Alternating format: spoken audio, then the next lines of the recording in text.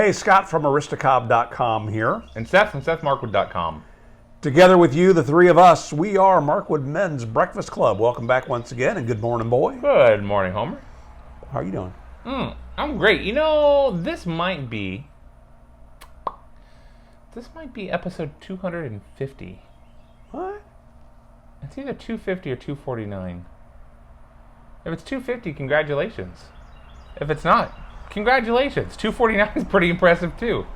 Heck, it could be 251. And that excludes all the tobacco advent. 125 tobacco advents. That's crazy. Yeah.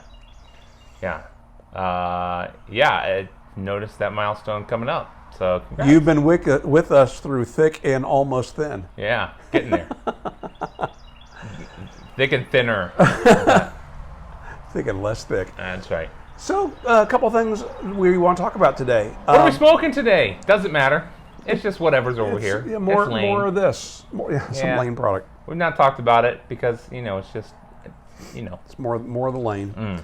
When we get back to the shop, though, we still have all those Lane samples because we're smoking our way through. So I want to show you something interesting today. I have been on a hunt for a replacement for the phone holder that I use. I like the phone holder, the fast cap phone holder. I've been using it in my car for years. I've used it on my tripod for years. But the other day, I got a hankering to play around a little bit on Instagram TV, IGTV again. I don't know that I'm going to do it, but what I did realize was I don't have a good way to film vertical. Vertical video! I do not like filming vertical. I don't like the looks of vertical. But you know what? If I wanted to, I couldn't do it. Yeah, that's right. And so I started looking to see, what's available for that. And I stumbled across this little gadget right here.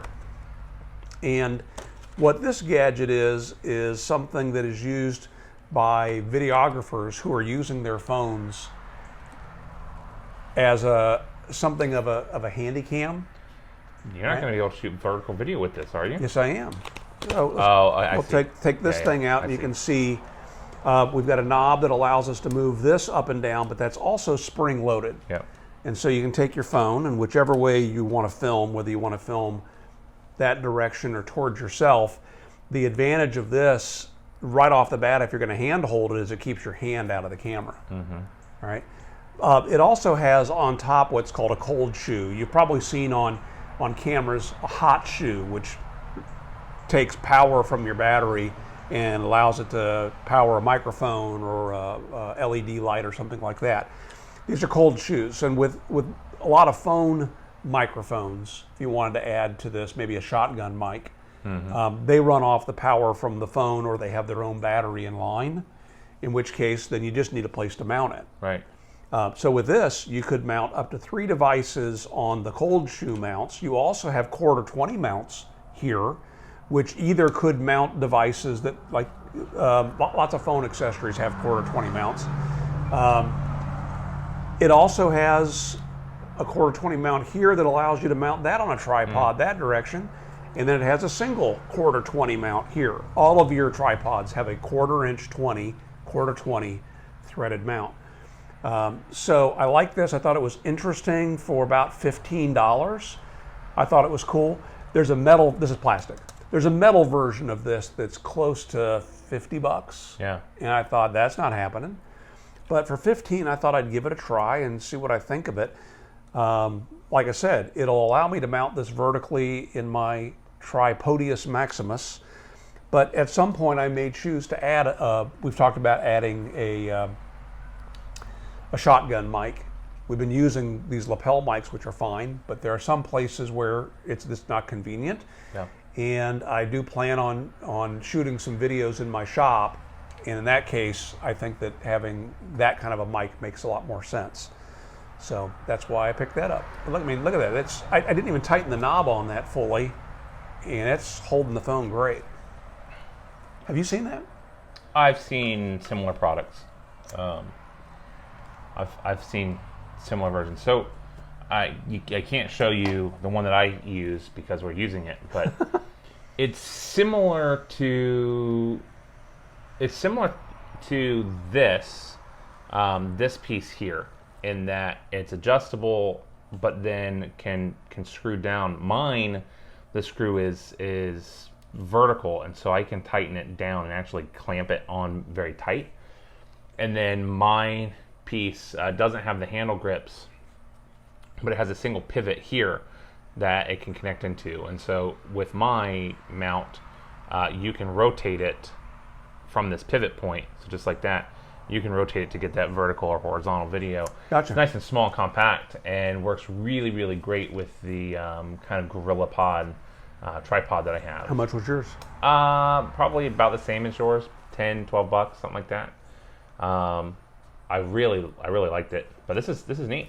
Has Pat Flynn started shipping his handle yet? Doubt it. Because that thing has to have added to it a universal joint of some sort. Yeah. Right, because his, unlike the Gorilla tripod, the three legs are all rigid, so there's not an adjustment. So when you set a 3-point foot down, it's not going to teeter-totter, Yeah. but it's also quite likely it's not square either. Yeah. There's got to be something to it. Yeah. No, this is neat. This would work really well on a tripod.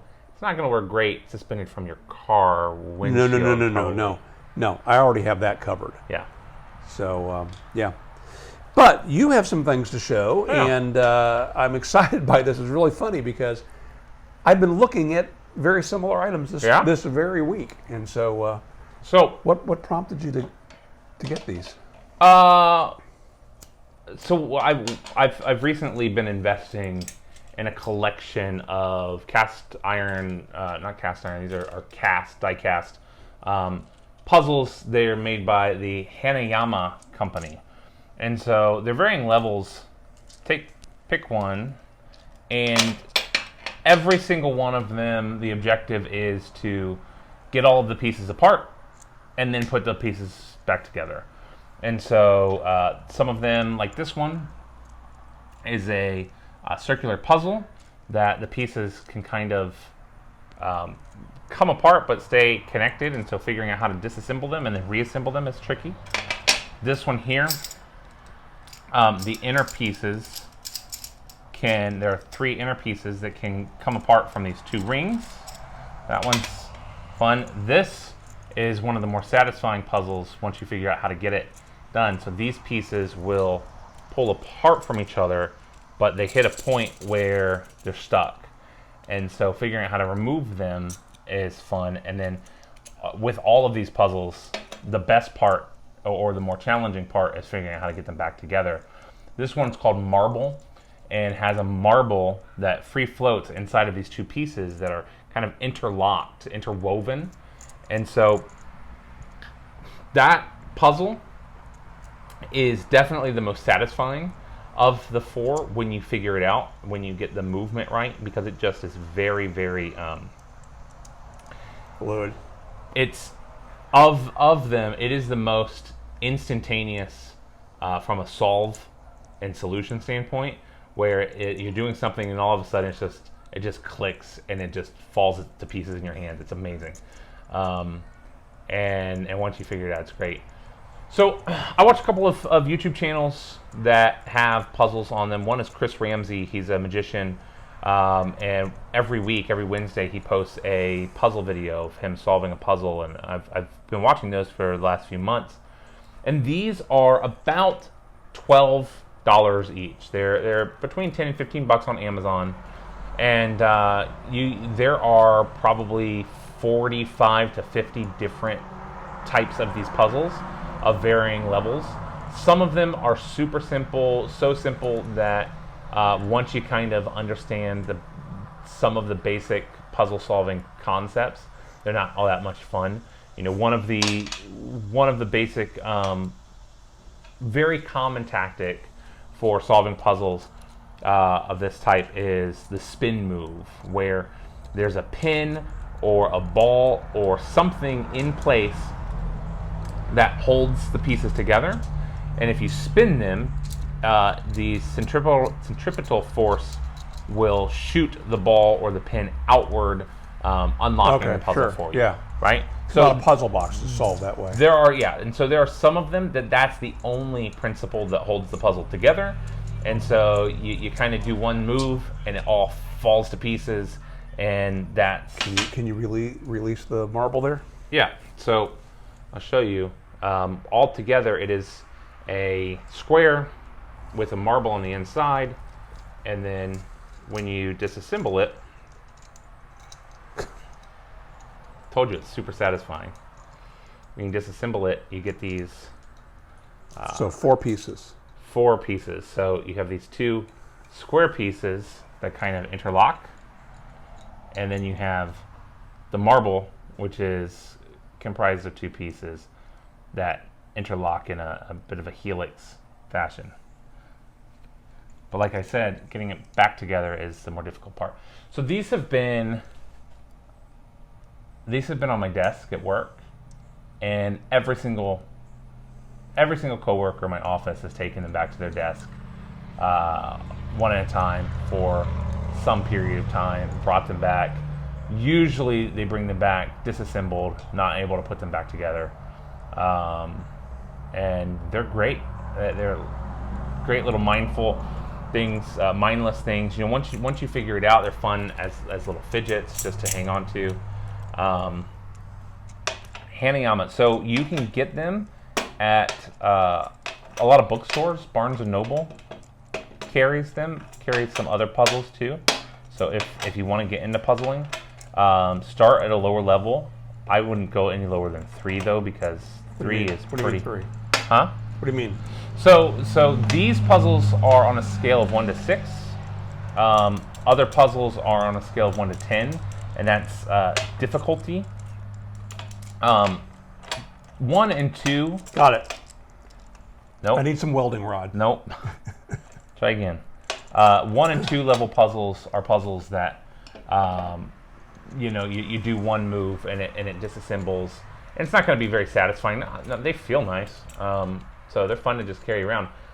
It is heavy carrying around several of them though. But a lot of people, I've talked before about the EDC, Everyday Carry subreddit. There are a lot of people on there that carry one of these puzzles around.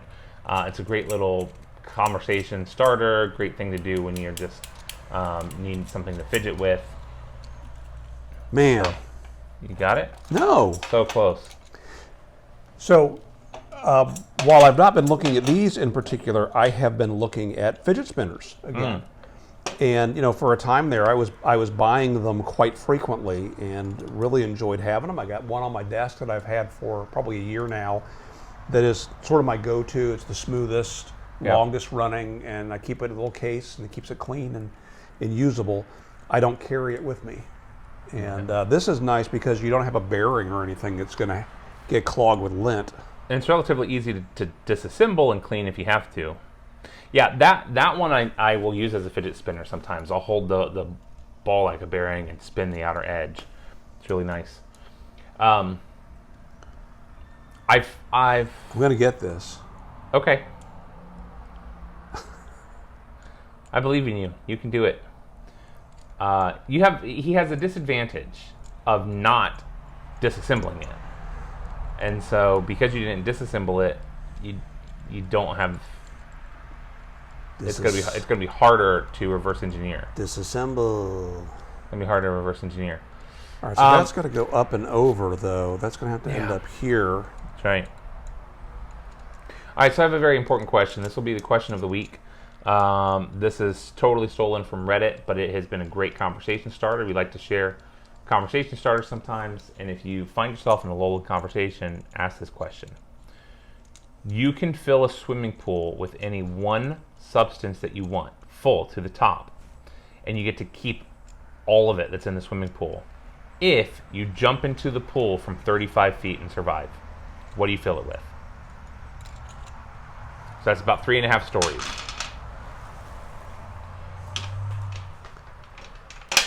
I can keep it all. So, immediate go-to is like gold, but jumping into it from 35 feet and surviving is a little bit tricky. super satisfying. It is. I'll let you continue to play with that during dinner time. What do you fill it with? Okay, you got your liquids. What are your most valuable liquids? Bottled water. Would kind of ruin the bottled water, though, wouldn't it? Yeah. Yeah. And it would hurt, too. Yeah, so I asked this question the other day at church, and before long there was a group of about 8 people gathered around, all arguing and debating about what they would fill it with. And there's a wide variety. You know, people go the money route first. Like my coworker said, gold dust. Okay, but at 35 feet, it's going to be like jumping into sand, and it's not going to compact very well, or it will compact. And so will your legs and the rest of your spleen. I suppose I could fill it with a bunch of My Pillows. Yeah. Those are 2 for $50, I think, something like that. Yep. So you get a pretty good value there. Yeah. One I came up with was Tempur-Pedic mattresses. Yeah. Some mattresses. Yep. So I won't give away all of the things we have come up with. I want to hear your thoughts. So the question again. Don't Google it, right? That's right. The question again. You have the opportunity to fill a pool with one thing, and then you can keep that thing if you jump into it from 35 feet and survive. What do you fill it with? With that, I think we're good. We're good? Yeah, I think we're good. Yeah, we're good. Thank you guys for watching, for celebrating 249 to 251 episodes of Mark Levin Breakfast Club with us. We will see you next week. Make it a great week.